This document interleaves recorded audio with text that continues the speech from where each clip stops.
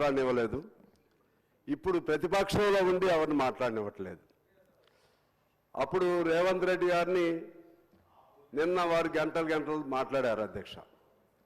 ఆ రోజుల్లో రేవంత్ రెడ్డి గారిని 5 నిమిషాలు కూడా మాట్లాడించేవారు కాదు. అంటే అసలు ఈ తెలంగాణ రాష్ట్రం అంటే ఎవరిది? 4 కోట్ల ప్రజల సంపద ఇది, ప్రజల గుండెకాయ ఈ అసెంబ్లీ. 4 కోట్ల మంది ప్రజల గుండె చప్పుడు వినిపించేటువంటి పవిత్రమైన దేవాలయం ఈ అసెంబ్లీ. మా గొంతును నొక్కే అధికారం వాళ్ళకి ఎవరిచ్చారని చెప్పి నేను మీ ద్వారా అడుగుతున్నాను అధ్యక్ష. మీరు ధర్మరాజు లాంటి వాళ్ళు. నేను మొదటి మీటింగ్లో చెప్పాను, ధర్మరాజుకైనా ఆగ్రహం రావాలి, అలాగని అజాత శత్రువే అలిగినాడు అన్నట్లుగా రావాలి. ఎందువల్లంటే ఇంత ప్రాధాన్యత కలిగినటువంటి గొప్ప బిల్లు ఇది. ఇప్పటికే ధరణి పేరుతో ఈ భూమాతను బంధించారు వీళ్ళు. తెలంగాణలో ఉన్నటువంటి రైతాంగాన్ని బంధించారు. ఆ బంధించబడినటువంటి భూమాత సంఖ్యలను తెగదింపే ఒక మంచి ప్రయత్నం ప్రభుత్వం చేస్తుంటే అది చర్చించడానికి, దానికి సంబంధించిన సూచనలు చేయడానికి కూడా మాకు అవకాశం ఇవ్వకుండా గత 4 రోజుల నుంచి చూస్తూ ఉన్నాం. ఈ విధంగా వాళ్ళు చేస్తూ ఉంటే ఇక మీకు అనివార్యమైన పరిస్థితులు మీకు రావాల్సిన అవసరం ఉంది అధ్యక్ష. తప్పదు. మేము చేసినా ఇంకొకరు చేసినా సరే ఏదో ఒక సందర్భంగా ఆ సహనానికి హద్దు ఉండాలి. మమ్మల్ని తీసి బయట వేయాల్సినటువంటి అవసరం ఉంది. ఇప్పటికే నేను ముందు అక్బర్ గారితో కూడా చెప్పాను. ఎందుకంటే స్పీకర్ గారికి చెబుదాం, ఎందుకంటే ఎంతసేపు ఇలా నడుపుతారు వీళ్ళు, ఎవరిని ఇలా వాల్యుబుల్ బిల్లు మీద చర్చ జరుగుతూ ఉంది, చాలా సూచనలు ఉన్నాయి, మాట్లాడనీయకుండా ఉన్నటువంటి వాళ్ళకి ఏదో దురుద్దేశం ఉంది, వాళ్ళని సస్పెండ్ చేయమనన్నా చెబుదామని చెప్పి నేను కూడా వారికి చెప్పాను అధ్యక్ష. అంటే ఇక్కడ ఒక ప్రధానమైనది నేనేమనుకున్నానంటే, ఇంతకుముందు ఒక రాంగ్ ఐడియాలో వాళ్ళు ఏదో ఊహించుకుంటే ఏదో జరిగిందేమో అనుకున్నా. కానీ ఇప్పుడు అలా కాదు. ఉద్దేశపూర్వకంగానే ధరణిని ప్రవేశపెట్టారని అర్థమవుతా ఉంది. ఉద్దేశపూర్వకంగానే ఆ ధరణిలో జరిగినటువంటి తప్పులు బయటకు రాకుండా చేయాలనే ఉద్దేశంతోనే ఇవాళ కావాలని ఈ తెలంగాణ అసెంబ్లీ సమావేశాలను జరగనీయకుండా వాళ్ళు కుట్ర పని చేస్తున్నారని చెప్పి నాకు ఇవాళ స్పష్టంగా అర్థమవుతుంది అధ్యక్ష. అందువలన వాళ్ళకి ఏదైనా బాధ ఉంటే వాళ్ళు వాళ్ళపైన కేసు పెడితే, కేసు నీ ఒక్కడి మీద పెట్టారా? ఈ దేశంలో నీ ఒక్కడి మీద రండి కేసు పెట్టింది. కేసులు అనేక మంది మీద పెడుతున్నారు కదా. రాహుల్ గాంధీ గారి మీద పెట్టారు, అందరి మీద పెట్టారు, రేవంత్ గారి మీద పెట్టారు, మా స్థాయిలో మా మీద పెట్టారు. మీరు ఎప్పుడు ఇట్లా చేయలేదే. మీ మీద కేసు ఉంటే మీ నాన్నగారు నిరాహార దీక్ష చేశారు కదా, అక్కడ నిరాహార దీక్ష చేయరాదండి. గాంధీ బొమ్మ దగ్గర సానుభూతి అని వస్తుంది. 10 రోజులు చేయండి, వారం చేయండి, మీకు చేతనైన రోజులు చేయండి, నా మీద అన్యాయం పెట్టారని చేయండి. ఇక్కడ మా గొంతును నొక్కే హక్కు మీకెవరిచ్చారు? మీ మీద కేసు పెడితే మమ్మల్ని అందరినీ మాట్లాడనీయకుండా చేసే హక్కు మీకెవరిచ్చారు? అసలు మీ పరిధి ఏంటి, మా పరిధి ఏంటి? ఈ రాష్ట్రం ఎవరిది? ఇది మీదా? మీ ఒక్కరిదేనా ఈ రాష్ట్రం?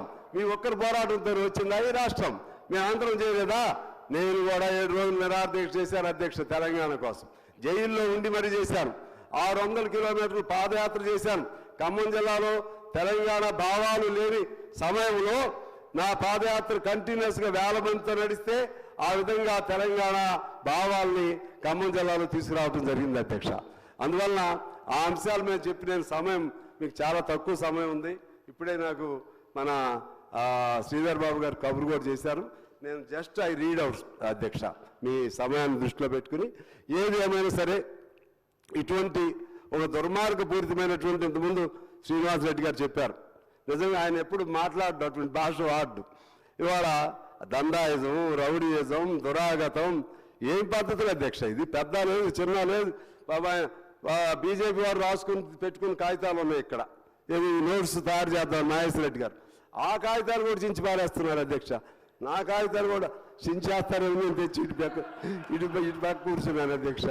అంటే ఏమి తెలవదా? ఆవేశం వస్తే ఏం తెలవదా? మీ ఇష్టం వచ్చినట్టు చేస్తారా? మీ ఇష్టం వచ్చినట్టు చేస్తే అడిగేవాళ్ళు లేడేనా మీ ఉద్దేశం? అడుగుతారు. రేవంత్ రెడ్డి గారు చాలా ఓపిక పడుతున్నారు. ఎందుకంటే అప్పుడు వాళ్ళు చేసినట్లుగా ప్రజలు అనుకుంటారేమోనని ఇప్పటికే మీరు చాలా ఓపిక పట్టారు. ఇక నుంచి ఈ సభను సజావుగా ఎప్పుడైనా సరే నడపండి అధ్యక్ష. నేనే మొదటి రోజు చెప్పాను, సస్పెన్షన్లు కానీ నెక్అవుట్లు కానీ వాకౌట్లు కానీ ఉండొద్దని చెప్పి. ఇక ఇంతమంది 4 కోట్ల మంది ప్రజల గొంతును నొక్కే హక్కు కొద్దిమంది తీసుకుంటే ఖచ్చితంగా ఏదో తప్పు చేస్తే అంటారు చూసారా, శిశుపాలుడికైనా 100 తప్పులని. ఇక మీరు సహించొద్దు. మేము గొడవ చేసినా సరే ఒక 5 నిమిషాలు నిలబడితే చేస్తాం. నీకు చేతనైతే నిలబడి నిరసన తెలియజేయండి. ఆ రోజు సిస్టర్స్ ఇద్దరు చేశారు, నిలబడ్డారు, చేయండి. అట్లా ఓపిక, నిలబడే ఓపిక లేదు. నోటికి ఏది పడితే అది, చేతికి ఏది దొరికితే అది, మంచి లేదు చెడు లేదు, మాట్లాడే విధానం లేదు. ఇది ఏం పద్ధతి అధ్యక్ష? మీ తెలంగాణలో తెలంగాణ తెచ్చుకోండి అంటే ఉంటే మీరే ఉండాలి, మీరే పరిపాలన చేయాలి. ఇంకెవరు పరిపాలన చేయడానికి వీలు లేదు. మీరు పరిపాలన చేస్తే అక్కడ ఎవరు మాట్లాడకూడదు. వాళ్ళ దేశం లోపలేసే బయటేసేయాలి. మరలా మీరు ఇప్పుడు ఏడుంటారు, మళ్ళీ ఇప్పుడు వీళ్ళందరినీ కూడా బయట వేసేస్తారా? అధికారం మీకు లేదు. అప్పుడేమో బయట అందరు వేశారు, ఇప్పుడు మమ్మల్ని అందరూ వేసేస్తారు, ముఖ్యమంత్రి గారితో సహా. ఆఖరికి మీరు బాబు మీరు చాలా సాత్వికంగా చెప్తున్నారు, మీరు మమ్మల్ని అందరినీ బయట వేసేస్తారా? ఇది ప్రజాస్వామ్యమా? తెలంగాణలో జరిగే చర్చలు ఇవా? ఏనాడైనా సరే ఆ 10 ఏళ్ల కాలంలో ఇన్ని రోజులు ఇంత సమయం చర్చ ఎప్పుడైనా జరిగిందా అధ్యక్ష? నేను మీ ద్వారా వాళ్ళని తెలియజేస్తా ఉన్నాను. ఎప్పుడైనా జరిగిందా?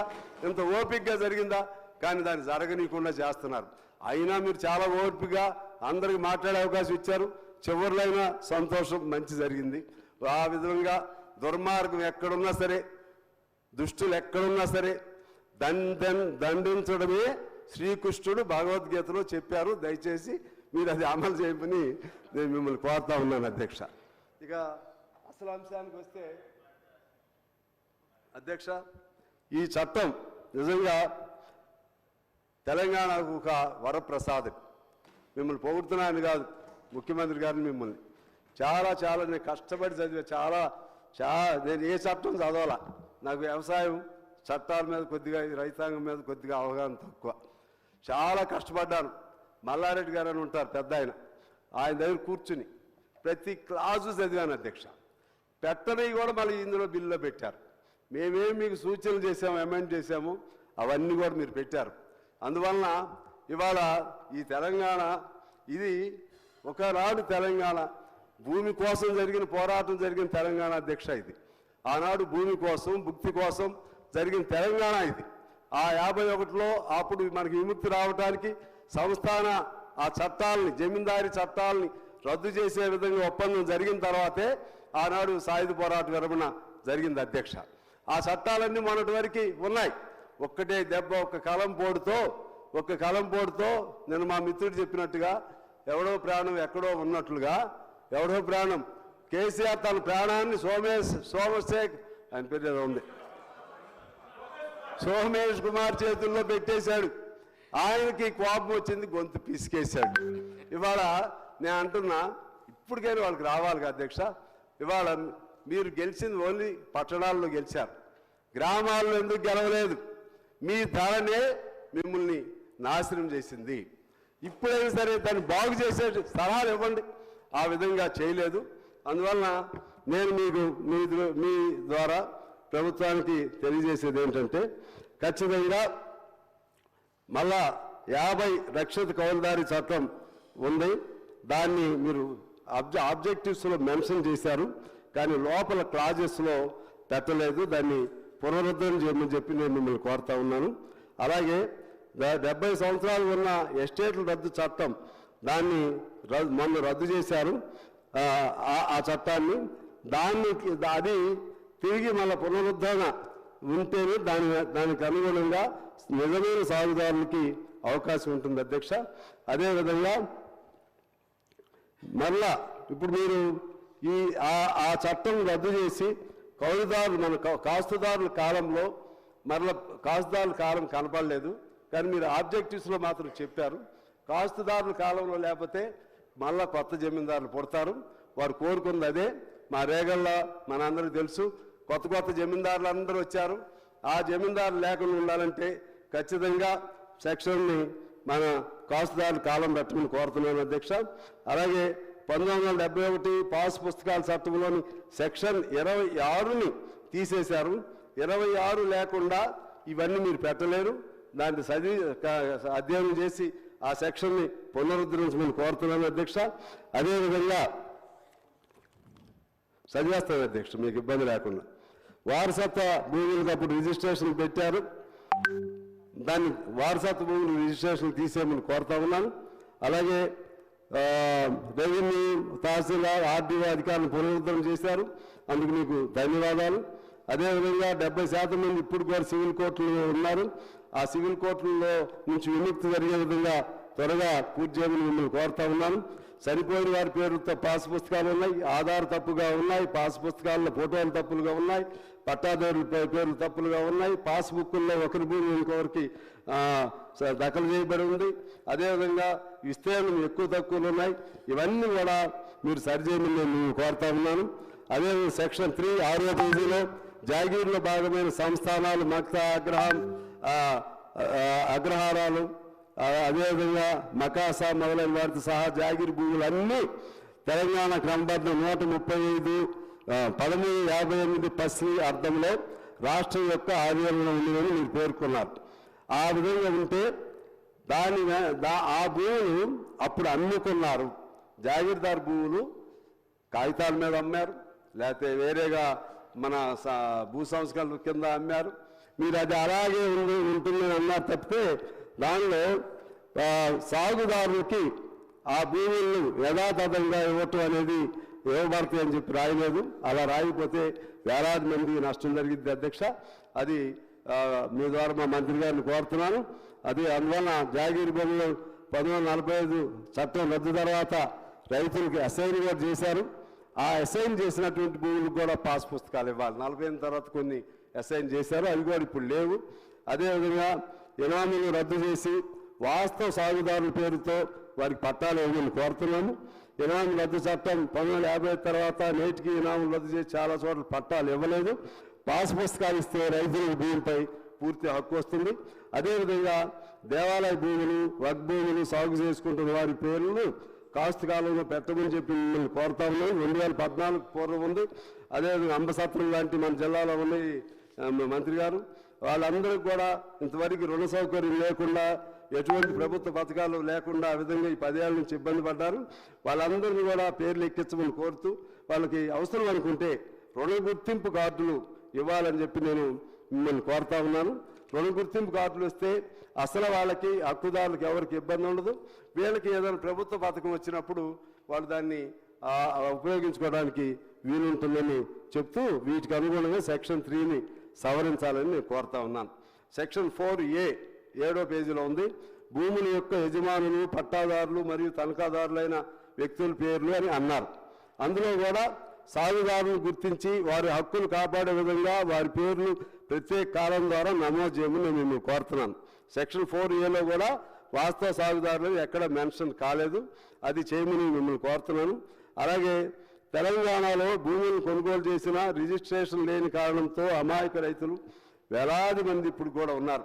ఈ సెక్షన్ మీరు కానీ అది క్లాజ్ క్లియర్గా పెట్టకపోతే రిజిస్టర్ కానటువంటి వేలాది మంది నష్టపోతారు. కాబట్టి దాన్ని సరిచేయమని చెప్పి నేను మిమ్మల్ని కోరుతా ఉన్నాను. అదేవిధంగా చిన్న లేక సన్నకారు రైతులు జూన్ 14, 2వ తేదీకి ముందు క్రయ విక్రయాలు జరిపి ఉంటే సాగులో ఉన్నవారు 12/10/2020 నుంచి 10/11/2020 వరకు దరఖాస్తు పెట్టుకుంటే సాదా బైనామాలు అంగీకరిస్తామని చెప్పారు అధ్యక్ష. నేను మీ ద్వారా ప్రభుత్వాన్ని కోరుతున్నాను, ఆ సాదా బైనామాల కాలాన్ని కాంగ్రెస్ ప్రభుత్వం మొన్న అధికారంలోకి వచ్చిన తారీఖు వరకు దాన్ని ఎక్స్టెండ్ చేయమని మిమ్మల్ని కోరుతున్నాను. సాదా బైనామాలది, ఎందుకంటే ఏదో ఒక సింబల్ ఉండాలి, మీకు గుర్తుంటూ ఉండాలి, ఆ విధంగా చేయమని కోరుతున్నాను. అలాగే సెక్షన్ 10 13వ పేజీలో తహసీల్దార్ లేక అధికార విధిపైన ఎవరైనా ఇతర అధికార హక్కుల రికార్డుల్లో పేర్లు నమోదైన వ్యక్తులందరికీ పట్టాదారు పాస్ పుస్తక సహిత హక్కు పత్రములు ఇవ్వవలెనని రాశారు. ఇక్కడ కూడా కాస్తు కాలం ప్రస్తావన రాలేదు, ఇక్కడ కూడా వాస్తవ సాగుదారులు ప్రస్తావన రాలేదు. దాన్ని కూడా మిమ్మల్ని సరిచేయమని కోరుతా ఉన్నాను అధ్యక్ష. అలాగే 48 నుంచి ఆ తర్వాత భూములు కొనుగోలు చేసి లేక అసైన్ చేయబడిన కాస్తులో ఉన్నటువంటి వాస్తవ సాగుదారులను కూడా 2014 ముందు లాగా అసైన్ చేసి ఉన్నారు, కానీ ఆ పేర్లు కూడా రద్దయినాయి. అదేవిధంగా అసైన్మెంట్లో చిన్న రైతులు అంటే ఒకరి నుంచి ఒకరు కొనుక్కునే వాళ్ళు ఉన్నారు. 5 ఎకరాల లోపు ఉన్నటువంటి వాళ్ళకి అవకాశం ఇవ్వమని నేను కోరుతున్నా. పెద్ద రైతులు ఎవరైనా అసైన్మెంట్ భూములు కొంటే మీరు వెనక్కి తీసేసుకోండి, ఆ విధంగా చేయమని చెప్పి నేను కోరుతా ఉన్నాను అధ్యక్ష. అదేవిధంగా అయిపోయింది అధ్యక్ష, తొందరగా చదివేస్తున్నాను. అలాగే అసైన్మెంట్ సంబంధించినటువంటి ప్రస్తావన మీరు ఎయిమ్స్ అండ్ ఆబ్జెక్టివ్స్లో పెట్టారు తప్పితే క్లాజులో ఎక్కడ కూడా కనపడలేదు. దాని మీద కూడా క్లారిటీ ఉండాలని చెప్పి నేను మిమ్మల్ని కోరుతున్నాను. 2017 డిసెంబర్ 31 లోపు ఎవరైతే పేదలు కొనుగోలు చేశారో వారికి 2018 మార్చి అసైన్మెంట్లో సవరణ ప్రకారం హక్కు కల్పించాలి.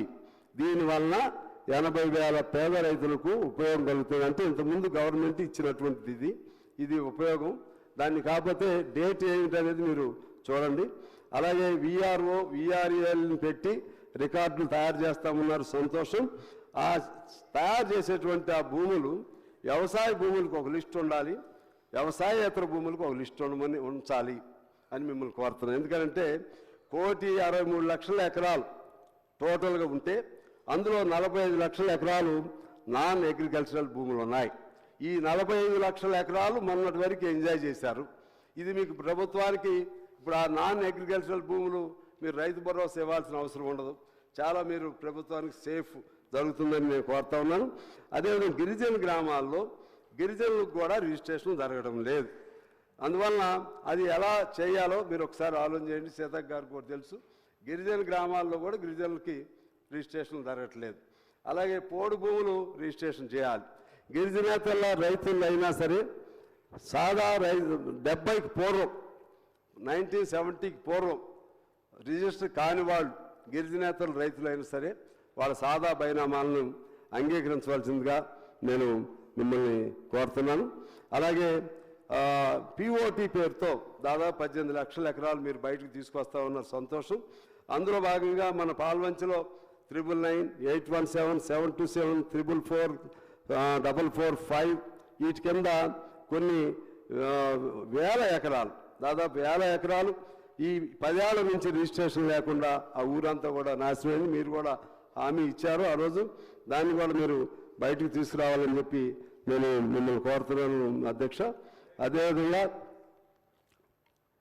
ఎల్ఆర్ఎస్ బీఆర్ఎస్ కూడా త్వరితగతిన అప్రూవల్ అయ్యే విధంగా చేయాలని కోరుతా ఉన్నాను. అలాగే ఈ సర్వేకి సంబంధించి ఇంతకుముందు అక్బర్ గారు చెప్పినట్లుగా మన సర్వే ఎప్పుడో 1940లో జరిగింది అధ్యక్ష. ఆనాడు నిజాం నవాబుల కాలంలో జరిగింది అధ్యక్ష. అప్పటి నుంచి ఇంతవరకు సర్వే జరగలేదు. మీరు డ్రోన్ ద్వారా సర్వే చేస్తూ ఉన్నారు, సంతోషం. నిజామాబాద్లో శాటిలైట్ ద్వారా చేశారు, ఫెయిల్ అయిందని అంటున్నారు. అందువలన డ్రోన్ ద్వారా చేయించండి, మాన్యువల్గా కూడా సర్వే చేయించండి. మాన్యువల్గా సర్వే ఇదంతా చేయాలంటే చాలా టైం పడుతుంది. ఇప్పటికే చాలా అక్రమాలు జరిగి ఉన్నాయి, చాలా టైం పడుతుంది. కాబట్టి ఇప్పుడు మనం 2014 ముందు ఉన్నటువంటి పుస్తకాలను యథాతథంగా అలౌ చేసి ఇప్పుడు ఈ కొత్త సర్వే ప్రకారం ఏమైనా జరిగి ఉంటే దాని ప్రకారంగా సరి చేయమని నేను మిమ్మల్ని కోరుతున్నాను. ఇదంతా సరి అయ్యే వరకేనైనా అనేసరికి మళ్ళీ ఎంతకాలం పడుతుందో కూడా మీకు తెలియదు. అందువలన అదొకటి గమనించమని కోరుతున్నాను అధ్యక్ష. అలాగే కౌలు రైతుల చట్టం 2011 గురించి పొందుపరచలేదు. ఇది ఆనాటి కాంగ్రెస్ ప్రభుత్వమే తెచ్చిన చట్టం. అది 2011 చట్టాన్ని గత కాంగ్రెస్ ప్రభుత్వం తీసుకొచ్చింది. దాన్ని పొందుపరిచి కౌలు రైతులకు కూడా హక్కులు ఉండే విధంగా మీరు చర్యలు తీసుకోవాలని చెప్పి నేను మిమ్మల్ని కోరుతున్నాను. అంటే పట్టేదారులకు ఇబ్బంది ఉండొద్దు. కౌలు రైతులు చాలామంది మేధావులు ఉన్నారు, కోదండరెడ్డి గారు వాళ్ళందరికీ కూడా తెలుసు. అది వాళ్ళని పిలిచి వీళ్ళకు కూడా వాళ్ళ పంటలు పోయినా లేకపోతే ఇంకోటైనా నష్టపరిహారం వచ్చే విధంగా ఆ విధంగా చేయాలని చెప్పి నేను మిమ్మల్ని కోరుతున్నాను. అదేవిధంగా అసైన్డ్ భూములకు సంబంధించి క్రయ విక్రయాలు రెగ్యులైజ్ చేయడానికి 2018 ఇంతకుముందు చెప్పాను మీకు. ఈ విధంగా అన్ని కవర్ అయినాయా? ఓకే. అలాగే అధ్యక్ష, విఆర్ఓలు పరీక్ష పెట్టాలని అంటున్నారు. ఎందుకంటే చాలా ఏళ్ళు పనిచేసిన వాళ్ళు ఇప్పుడు పరీక్ష అంటే మరలా కష్టం అవుతుంది. కాబట్టి విఆర్ఓలకి పరీక్ష వాళ్ళ అనుభవం చాలా అనుభవం. విఆర్ఓలని మీకు తెలుసు, పాత పట్వారీలు వాళ్ళు. అందువలన వాళ్ళని సర్వీస్లో ఉపయోగించుకోమని కోరుతున్నాను. విఆర్ఏలు 61 సంవత్సరాలు దాటిన పేరుతో వాళ్ళ పిల్లలకి ఎవరికి లేకపోవటం వలన 3700 మంది రోడ్డును పడ్డారు. వాళ్ళకు కూడా అవకాశం ఏమని చెప్పి నేను కోరుతా ఉన్నాను. అలాగే ఎలక్షన్ అయిన వెంటనే మామూలుగా ఎలక్షన్ ట్రాన్స్ఫర్స్ ఉంటాయి అధ్యక్ష, మీకు కూడా మీ దృష్టికి కూడా తీసుకొచ్చామన్నారు. 14 నెలలు అయింది. ఎంఆర్ఓలు ఎండిఓలు ఎవరు ఎక్కడాళ్ళు అక్కడే ఉన్నారు తప్పితే వాళ్ళ యథాతథ స్థానాలకు వెళ్ళలేదు. అదొకటి చూడవలసింది కోరుతున్నాం. అదేవిధంగా బంచిరాయి, అటవీ, ప్రభుత్వ భూములు, సీలింగు, అసైన్మెంటు వీటన్నిటిని అంచనా వేసి పట్టాలు ఇవ్వాల్సిన అవసరం ఉందని మిమ్మల్ని కోరుతున్నాను. ఎందుకంటే వైఎస్ రాజశేఖర రెడ్డి గారి కాలంలో 7 లక్షల ఎకరాలు 6 విడతలుగా పట్టాలు ఇచ్చారు. 7 లక్షల ఎకరాలకి. మరలా ఇప్పుడు మీరు ఈ 10 ఏళ్ల కాలంలో 1 ఎకరం కూడా ఇవ్వలేదు. అందువలన సీలింగు మళ్ళీ ఒకసారి చెప్తున్నా, బంచిరాయి, అటవీ, ప్రభుత్వ భూములు ఇవి ఎవరి కింద ఉంటే వాళ్ళకి, పేదవాళ్లకు మీరు పట్టాలు ఇవ్వాలని చెప్పి మిమ్మల్ని అధ్యక్షుల ద్వారా మిమ్మల్ని కోరుతా ఉన్నాను. అదేవిధంగా కోనేరు రంగారావు కమిటీ సిఫార్సుల్ని అమలు చేయటానికి ప్రయత్నం చేస్తున్నట్టుగా ఏమి మెన్షన్ చేయలేదు. కోనేరు రంగారావు సిఫార్సులు కూడా చాలా వాల్యుబుల్ సిఫార్సు ఉన్నాయి. వాటిని కూడా మీరు కవర్ చేయాలని చెప్పి కోరుతూ ఆఖరిగా ఒక మాట చెప్పి నేను సెలవు తీసుకుంటాను అధ్యక్ష. మన జిల్లాలో, మన ఉమ్మడి జిల్లాలో సార్ మీ ద్వారా మా మంత్రి గారికి చెప్తున్నా, 5 గ్రామాలు ఇప్పుడు ఆ 7 మండలాన్ని వెనక్కి తీసుకురాలేరు. ఎట్లయినా ఆ 5 గ్రామాలు ఒక ప్రాంతం మీకు తెలుసు, ఇక దాన్ని అంత లోతు సమయం తీసుకొని కన్నాయిగూడెం, ఎటపాక, కొండాల, పిచ్చుకలపాడు, పురుషోత్తంపట్నం. దానివల్ల ఎక్కడ ముంపు లేదు, ఎవరికి ఇబ్బంది లేదు. కాకపోతే ఒకచోటే ఉండి వేరు రాష్ట్రంలాగా అయిపోయింది. ఒక దారి వస్తుంది దానివలన. ఒక మండలం నుంచి మళ్ళీ ఇంకో తెలంగాణలోని మండలానికి వెళ్ళాలంటే ఈ 5 గ్రామాలు ఆంధ్ర గ్రామాల మధ్యలో అడ్డు వచ్చినాయి.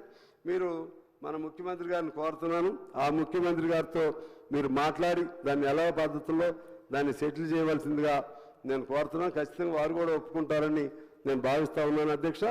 అదేవిధంగా భూమి లేని, ఇల్లు లేని నిరుపేదలు ఈ రాష్ట్రంలో మీరు వెనకడి నుంచి తీసుకోండి. మీరు అప్పుడు అసెంబ్లీలో మాట కూడా ఇచ్చారు.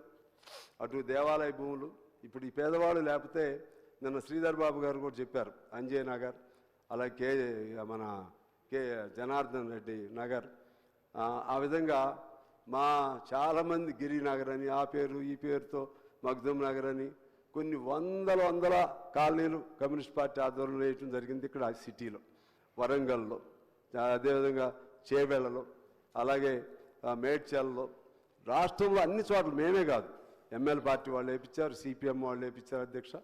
ఎవరికి ఇబ్బంది లేకుండా, మీకు పైసా ఖర్చు లేకుండా వాళ్ళు ఉంటున్న వాటికి మీరు ఆల్రెడీ 58, 59 ఏదో ఉంది, అవి ఆపేశారు, హోల్డ్లో పెట్టారు. మళ్ళీ 59 రీఓపెన్ చేసి ఎవరు ఉంటున్నారో, ఎవరుగా పేచి ఉన్న భూములు కాదు, మీకు వాళ్ళ దేవాలయం ఉన్న ఒకవేళ కొన్ని భూములు ఉన్నా సరే ఆ దేవాలయ భూములు ఈ పాటి మింగేసేవాళ్ళు వీళ్ళు లేకపోతే అటువంటివి. అలాగే చెరువులు పనిచేయకుండా ఉన్నటువంటి భూముల్లో వేసుకునేవాళ్ళు, చెరువులు మూత అయిపోయింది చెరువులు, ఆ ప్రాంతాల్లో ఉన్న ఇవన్నీ కూడా మీరు ఆలోచన చేసి వాళ్ళందరికీ కూడా పట్టాలు ఇప్పించి సాధ్యమైతే ఇందిరమ్మ ఇళ్ళ కింద ఇళ్ళు కట్టిస్తే మీ హయాంలో వాళ్ళందరూ కూడా, ఎందుకంటే కొన్ని లక్షల మంది, ఇప్పుడు నేను చెప్పినవన్నీ కూడా మళ్ళీ ఒకసారి విడివిడిగా మీకు రాసిస్తాను ముఖ్యమంత్రి గారు, ఆ విధంగా చేయండి. చాలా మంచి పేరు వస్తుందని చెప్పి తెలియజేస్తూ మరొకసారి నేను హడావుడిగా ఎక్కువ చెప్పాలనుకున్నాయి, ఎందుకంటే మీ సమయాన్ని దృష్టిలో పెట్టుకుని ఏది ఏమైనా సరే మీ ఓపికకి నా ధన్యవాదాలు, కృతజ్ఞతలు తెలియజేస్తూ, ఓపిక సహనం ఇక చాలు, ఇక మీరుగా ఆ స్థానాన్ని మళ్ళా మీరు స్పీకర్గా ప్రవర్తించి తెలంగాణ ప్రజలకు న్యాయం చేసే విధంగా, ఎవరు అక్రమంగా అన్యాయంగా అల్లరి చేసినా సరే, ఫ్యాషన్ ఇది విద్యార్థుల వాళ్ళు కాగితాలు ఏంటి అధ్యక్ష, అది చూస్తుంటే బాధేస్తుంది. కాగితాలు చించుడేంటి, మీద ఇటువంటి మీ మీద వేయడానికి ప్రయత్నం చేయటం ఏంటి, అటు మధ్యలో వచ్చి మంత్రి గారి దగ్గరికి ఆయన మీద దాడి చేయడానికి ప్రయత్నం చేయటం ఏంటి? మధ్యలో సందుల్లో నుంచి దాటి హరీష్ రావు గారు సందుల్లో నుంచి దాటి అప్పుడెప్పుడు తెలంగాణ ఉద్యమం అప్పుడు చూసాం. తెలంగాణ అప్పుడు గవర్నర్ అది ఇప్పుడు పరాయి పాలన ఉందా లేదా ఎవరు ఉంది? ఇంత ఈ అన్యాయమైన పద్ధతులు మేమైతే ఐఎమ్ టోటల్లీ ఫెడప్ సార్. మీరు కైండ్లీ ఇక్కడి నుంచి జాగ్రత్తగా ఉండమని కోరుతూ మీ అందరికీ హృదయపూర్వక నమస్కారాలు.